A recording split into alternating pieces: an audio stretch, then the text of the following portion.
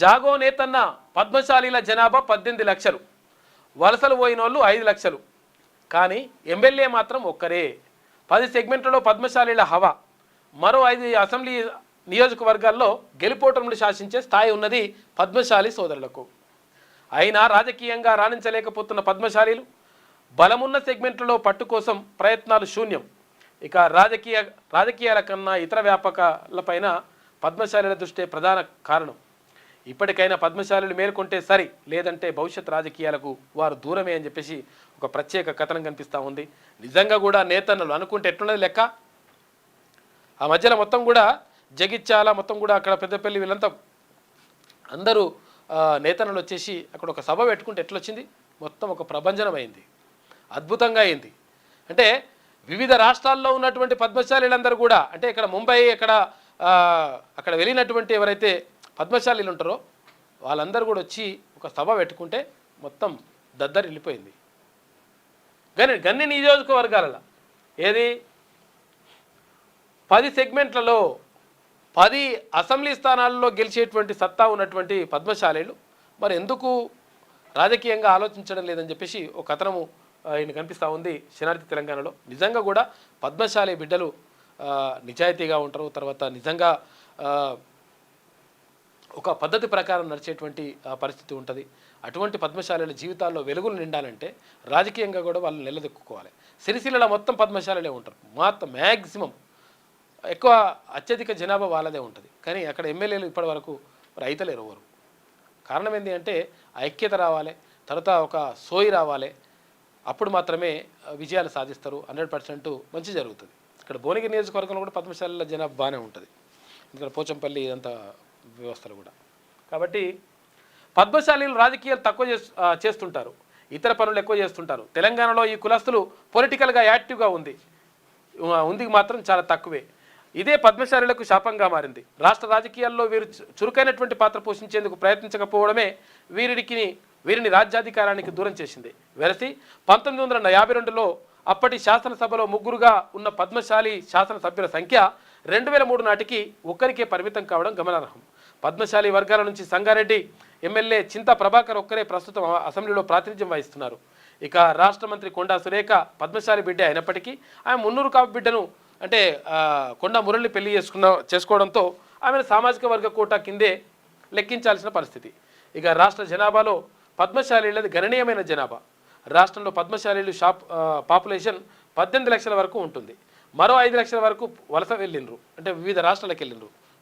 భీమండి, తర్వాత ఇక్కడ బొంబాయి, అక్కడిక్కడికి వెళ్తారు వాళ్ళు. తెలంగాణలో దాదాపు 10 అసెంబ్లీ నియోజకవర్గాల్లో పద్మశాలీల హవా స్పష్టంగా కనిపిస్తోంది. ఉమ్మడి కరీంనగర్ జిల్లాలో వీరి ప్రభావం గణనీయంగా ఉంది. పలు అసెంబ్లీ సెగ్మెంట్లలో పద్మశాలీల మెజార్టీ ఓటు బ్యాంకును కలిగి ఉన్నారు. అయితే సిరిసిల్లలోనైతే 60 నుంచి 70 వేల మంది ఓట్లు పద్మశాలీలవే. ఈ నియోజకవర్గంలో కనుక పద్మశాలీలు రాజకీయ ఏకీకృతను సాధించగలిగితే ఇక్కడ పద్మశాలి బిడ్డ ఎమ్మెల్యే అనేది నల్లేరి మీద నడకే. నిజంగా కూడా ఇక కోరుట్ల సభ పెడితే ఎట్లా వచ్చారు జనం, విపరీతంగా పద్మశాలీలు మొత్తం ఇట్లా నిండిపోయింది లెక్కంతా. మార్కాండేయ వారసులు మార్కాండేయని కొలుస్తారు, అంటే పద్మశాలి బిడ్డలకు మంచి అది ఉంటుంది. ఇక కోరుట్లలోనూ ఇదే పరిస్థితి. ఇక్కడ కూడా పద్మశాలీల ఓటు బ్యాంకు 50,000 నుంచి 60,000 వరకు ఉంది. అయితే ఈ నియోజకవర్గంలో పద్మశాలీల ఓటు బ్యాంకు ఈ స్థాయిలో ఉన్నప్పటికీ ఇక్కడి నుంచి ఆ కులానికి చెందిన బలమైన అభ్యర్థి లేకపోవడం మైనస్గా మారింది. కోరుట్లలో కనుక పద్మశాలీలు రాజకీయ ఐక్యతను సాధించగలిగితే ఈ సీటును ఆ సామాజిక వర్గం ఖాతాలో వేసుకోవచ్చు. ఇక్కడ ఉమ్మడి కరీంనగర్ జిల్లాలోనే పద్మశాలీల ఓట్లు గణనీయంగా ఉన్న మరో నియోజకవర్గం జగిత్యాల. ఈ నియోజకవర్గంలో ఒక్క పద్మశాలీల ఓట్లే 50,000 వరకు ఉంటాయి. ఇక్కడి నుంచే పద్మశాలి కులానికి చెందిన ఎల్ రమణ పలుమార్లు ఎమ్మెల్యేగా గెలిచారు. కానీ ఆ తర్వాత ఆయన ఆ సీటును పర్మనెంట్గా కాపాడుకోలేకపోయారు. పెద్దపల్లి అసెంబ్లీ సెగ్మెంట్లోనూ పద్మశాలీల ప్రభావం గట్టిగానే ఉంది. పెద్దపల్లిలో పద్మశాలీలవి 40,000 ఓట్లున్నాయి. ఈ ఓటు బ్యాంకుకు తోడు మరికొన్ని ఓట్లను కనుక ఈ సామాజిక వర్గం తరఫున బరిలో ఉన్న నాయకుడు తెచ్చుకోగలిగితే ఇక్కడ నుంచి పద్మశాలి బిడ్డ అసెంబ్లీలో అడుగు పెట్టడం పెద్ద విషయమేమీ కాదు. ఇక ఉమ్మడి వరంగల్ జిల్లాలోనూ వరంగల్ అర్బన్ సెగ్మెంట్లోనూ 45 నుంచి 50,000 ఓట్లు పద్మశాలీలవే. వరంగల్ అర్బన్ ప్రాంతం చాలా చైతన్యం కలిగిన ఏరియా. ఇక్కడ పద్మశాలి వర్గానికి చెందిన బలమైన నేత కనుక బరిలో ఉండి వారి సామాజిక వర్గాన్ని ఐక్యం చేసుకోగలిగి వారిని ఓటు బ్యాంకు వైపు పోలరైజ్ చేయగలిగితే మెరుగైన ఫలితాలు ఇచ్చేందుకు అవకాశం ఉంది. అయితే ఈ నియోజకవర్గం నుంచి పద్మశాలి బిడ్డ గెలిచేందుకు ఛాన్సెస్ గట్టిగానే ఉన్నాయి. ఇక ఉమ్మడి నల్లగొండ జిల్లా భువనగిరి విషయానికి వస్తే ఇక్కడ 40 నుంచి 45 వేల ఓట్లు పద్మశాలివే కావడం గమనార్హం. ఈ నియోజకవర్గంలో కనుక పద్మశాలులు సంఘటితమై రాబోయే ఎన్నికల్లో అభ్యర్థిని కనుక నిలపగలిగితే తీవ్రమైన ప్రభావం చూపే అవకాశాలున్నాయి. ఇక గ్రేటర్ పరిధిలో పద్మశాలులు రాజకీయ ప్రభావం చూపించగల నియోజకవర్గం రాజేంద్ర నగర్. ఇక్కడ పద్మశాలి ఓటు బ్యాంకు 50,000 వరకు ఉంటుంది. ఒక్క మైలార్దేవిపల్లి డివిజన్లోనే పద్మశాలిలవి 25 నుంచి 30,000 ఓట్లు ఉండడం గమనార్హం. ఇక్కడ పద్మశాలి బిడ్డ ఎవరైనా గట్టిగా ప్రయత్నం చేస్తే రాజకీయంగా తీవ్ర ప్రభావం చూపించగలరు.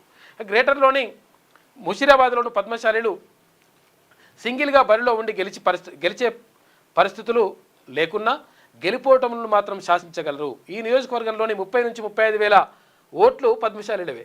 ఈ సెగ్మెంట్లో ఓట్లు బ్యాంకు పరంగా పద్మశాలీలు డామినేట్ పొజిషన్లోనే ఉన్నారు. ఇంకోవైపు సంగారెడ్డి నియోజకవర్గంలోని పద్మశాలి కులస్తుల ఓట్లు 35 నుంచి 40 వేలు ఉన్నాయి. అయితే పద్మశాలి సామాజిక వర్గానికి చెందిన చింతా ప్రభాకర్ మాత్రం ఇక్కడి నుంచి గెలుస్తూ రావడం కొంతలో కొంత బెటర్ అని చెప్పొచ్చు. ఇక పూర్తి గ్రామీణ వాతావరణమైన దుబ్బాకలో పద్మశాలీలు 30,000 మంది ఓట్లున్నాయట. ఓటు బ్యాంకు కలిగి ఉన్నప్పటికీ ప్రస్తుతం ఇక్కడ వీరి రాజకీయ ప్రాతినిధ్యం తక్కువగానే ఉన్నట్లు చెప్పొచ్చు.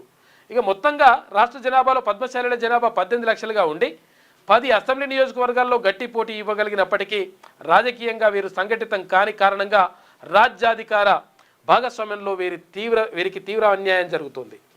మునుముందు కూడా ఈ కమ్యూనిటీ ఇదే పంతాను కొనసాగిస్తే మాత్రం భవిష్యత్తులో ఈ వర్గం పూర్తిగా రాజకీయ వివక్షకు గురికాక తప్పదనేది వాస్తవం అని చెప్పేసి ఒక ప్రత్యేక వ్యాసం కనిపిస్తూ ఉంది శనార్థి తెలంగాణ దినపత్రికలో.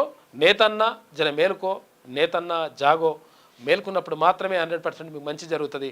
ఎందుకంటే సిరిసిల్లాలో జరిగినటువంటి నేతన్నల ఆత్మహత్యలు ఇంకా కూడా అక్కడక్కడ కొనసాగుతున్నాయి. అంటే మేము అట్లా చేసినాం ఇట్లా చేసినాం అద్భుతం చేసినాం అంటారు, మన ఎట్లా కొనసాగుతున్నాయి. కాబట్టి వాళ్ళ జీవితాలు మారాలంటే అంటే ముంబైకి తర్వాత ఇక్కడ భీమండికి రకరకాలుగా ఇక్కడికి వలస పోవడానికి కారణం ఏంటంటే ఇక్కడ ఉపాధి అవకాశాలు పూర్తి స్థాయిలో లేకపోవడంతో రకరకాలుగా ఇబ్బందులు ఎదుర్కొంటూ ఉన్నారు నేతన్నలు. ఇక్కడ పోచంపల్లి చీరలకు కానీ తర్వాత ఇక్కడ గద్వాల చీరలకు కానీ రకరకాలుగా ఇక్కడ నేతన్నలు వేసినటువంటి చీరలు కానీ లేకపోతే వాళ్ళు ఇచ్చినటువంటి వస్త్రం కానీ అద్భుతమైనటువంటి గిరాకీ అద్భుతమైనటువంటి ప్రతిభతో వాళ్ళు చేస్తారు. కాబట్టి నేతన్నలు అంటే అగ్గిపెట్టెలో పట్టేటువంటి చీరను తయారు చేసేటటువంటి చరిత్ర ఉన్నది నేతన్నలకు. కాబట్టి అటువంటి నేతన్న మేలుకొని రాజకీయంగా కూడా ముందుకెళ్తే ఇంకా మంచిగా ఉంటుంది. విషయం ఏంటంటే డాక్టర్ నందిని సిద్ధారెడ్డి గారు ఒక మాట చెప్తారు. అంటే ఒక కవితల్లో చెప్తాడు ఆయన. అంటే ఒక్క చీరనిచ్చినటువంటి శ్రీకృష్ణుడే దేవుడైనప్పుడు, ఒక్క చీరనిచ్చి అక్కడ ద్రౌపది యొక్క మాన ప్రాణాలు కాపాడినటువంటి శ్రీకృష్ణుడు దేవుడైనప్పుడు ఈ ప్రపంచానికే వస్త్రాన్ని ఇస్తున్నటువంటి ప్రపంచానికే బట్టలు ఇస్తున్నటువంటి నేతన్ననేమనాలే అంటాడు. కాబట్టి నేతన్న గొప్పతనం చాలా గొప్పది. ఎందుకంటే ఈ ప్రపంచంలో ఇక్కడ వస్త్రాలు ఇవన్నీ కూడా బట్టలన్నీ కూడా ధరిస్తున్నాము అంటే నేతన్న యొక్క గొప్పతనం. కాబట్టి నేతన్న నువ్వు మేల్కుంటే రాజకీయంగా ఏలుకుంటేనే మన బతుకులు మారతాయి, లేకపోతే మారాయి అని చెప్పేసి ఒక ప్రత్యేక వ్యాసం కనిపిస్తూ ఉంది శనార్థి తెలంగాణ దినపత్రికలో.